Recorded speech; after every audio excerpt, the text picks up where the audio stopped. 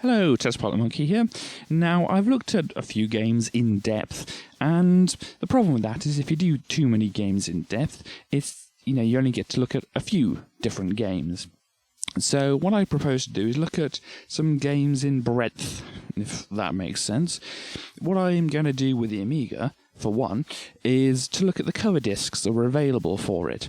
And now, I'll say every month or maybe every week, depending how many magazines are out, then you could go down the shop, down to the newsagent, and get a nice new Amiga magazine, and it would have a disc or two on the front of it. And that would contain, games and various other things. So this kind of thing will give you an idea of what it was like to own an Amiga. Kind of like, the culture surrounding it in a way, if that's not too pretentious. So let's have a look at the Amiga Workbench. This is kind of like what Windows was for the Amiga, in a way. So what we've got here is our Workbench window open, and we've got, little icons on it. And what would happen is, obviously, you can imagine if you click on them, it highlights them. However, this is actually a different image it's loading up, or sometimes it's a different image it's loading up, like this one here. And if you look at the little slide on the floppy disk here, if we click it, it moves across. And, in certain circumstances, they can do some quite interesting, or I use the word interesting, I'm not quite sure if that's quite the right thing to say, but they can do some quite interesting things with it. So what you'll see we have loaded in here is the Amiga Format Coverdisk number 1. So yes, we're trying to start, at the beginning. There's lots and lots of cover disks available, so I don't know how far I'll get through this, but let's try and see what we can do. So, Amiga Format, one of the main kind of Amiga magazines, and one that kind of lasted for quite a long time. I mean, I think I saw ones that went into like the 2000s, and eventually, obviously, it died off when the Amiga became less popular, but anyway, let's have a look. Amiga Format Coverdisk number 1. So it loads in a bit slowly. I've got a turbo button here to make things go a bit faster. And so then, what we've got here, obviously got the game here that was on it, but we've got a few other things. We'll look at this thing first. Wilbum. I don't know if that's foreign or what, but Wilbum, let's speed up a little bit, there we go.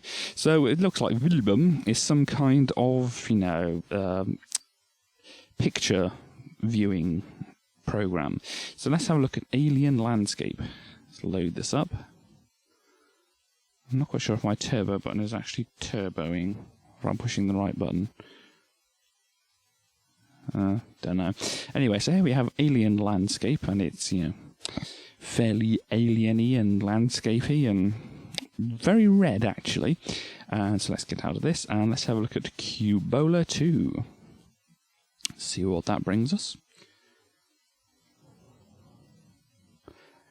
And as it loads, you can kind of see it's very brightly coloured and very cubish, not surprisingly by the name.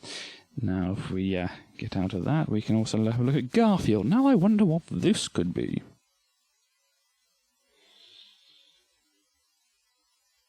Well, yes, it's a fairly well-rendered version of Garfield and Odie. This is kind of probably drawn with a mouse, so it's pretty good for that, I'd say. Get rid of that before we get any copyright lawyers on our backsides. So that was Wilbum, and now we've got Do Till, and you'll see by the little thing that comes up, do it till it works, I guess that would mean, and there's some little thing that pops up in front of it, and you can see it on the doc file, documentation of course, the little book opens. Isn't that very nice? So this is basically some kind of file utility. I mean, I'll load up the documentation. You can have a little look at what's on it here. It says, Do Till hopes that release pretends to make these file maintenance chores a little easier. Yeah, well, we don't really need to look at that, do we? I mean, we don't really own this Amiga. It's an emulator. That's what I'm trying to think of. So we don't really need to do the file management on this emulator itself, so get rid of this. Lots of documentation. That's good in a way, but bad if you're trying to film this kind of thing. So Trackmon. What's Trackmon? Well, Trackmon, some other kind of disk utility. What does this say it is? A drive monitoring. I'm going to say this properly. A drive monitoring utility for the Amiga. Yes, that's another thing which, when you're using an emulator, you don't really need to use these kind of things. So, WB hacks. WB obviously being a workbench, as we've got up here. Now, this is like a doc file, we don't need to read that. VACbench, well, let's have a look and see what this is like. Nice little explosion. Oh, well, let's clean up that explosion.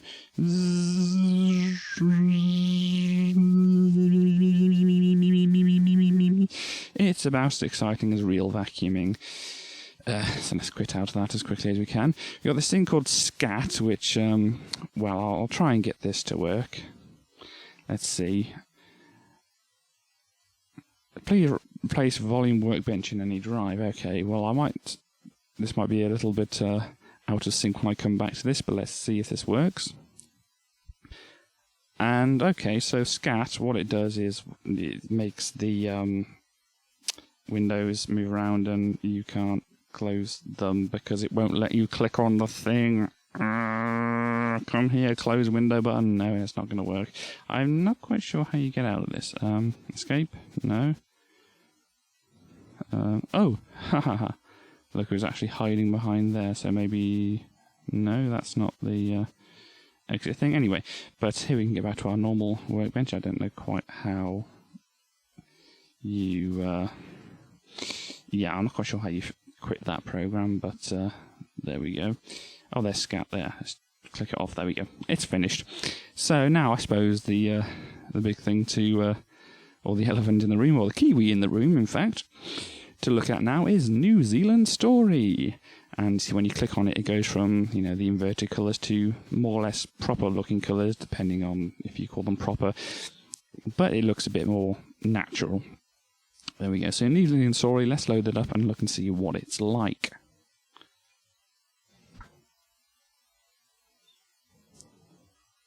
New Zealand Story. Let's wait for this to load.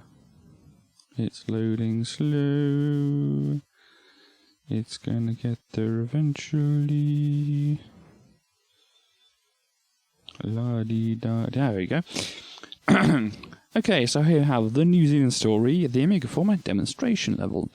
Let's start it up and see what happens. Some cool music.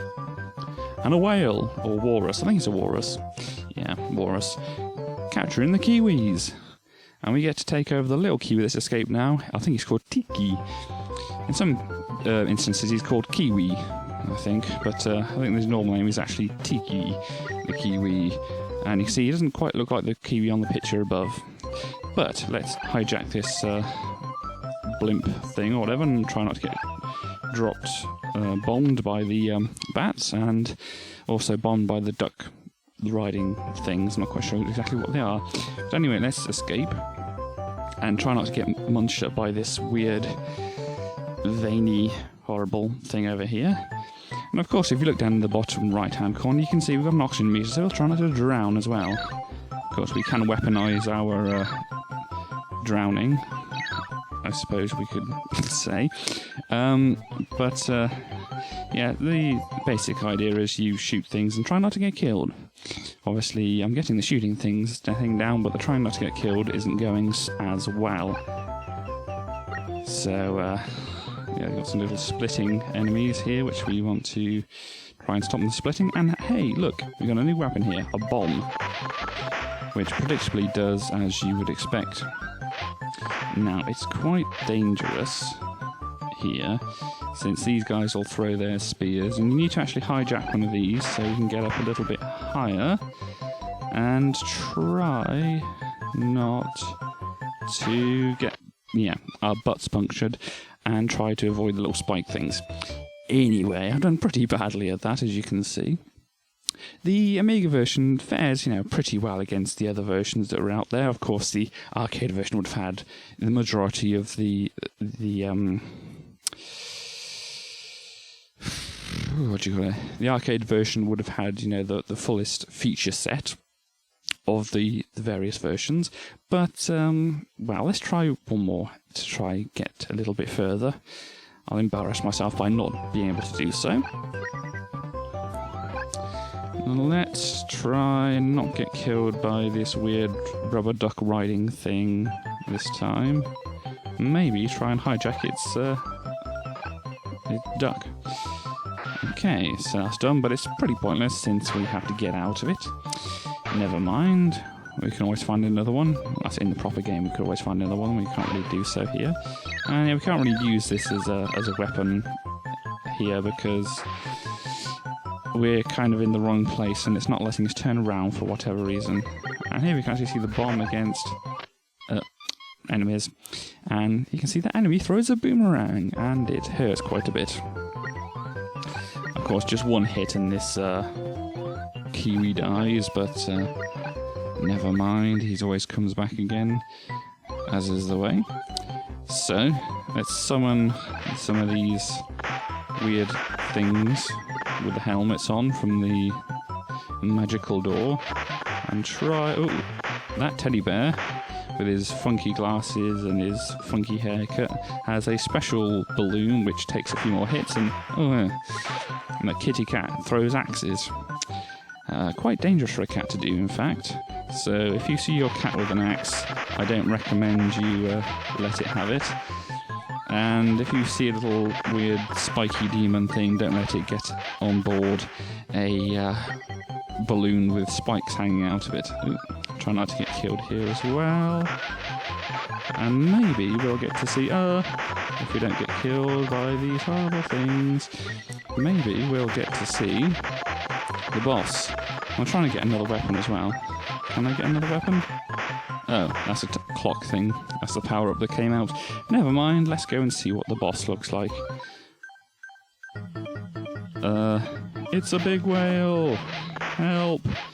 And it's dropping icicles. And yes, you've got to let yourself be eaten by it. And then bomb the inside or throw whatever weapon you've got at the inside of it.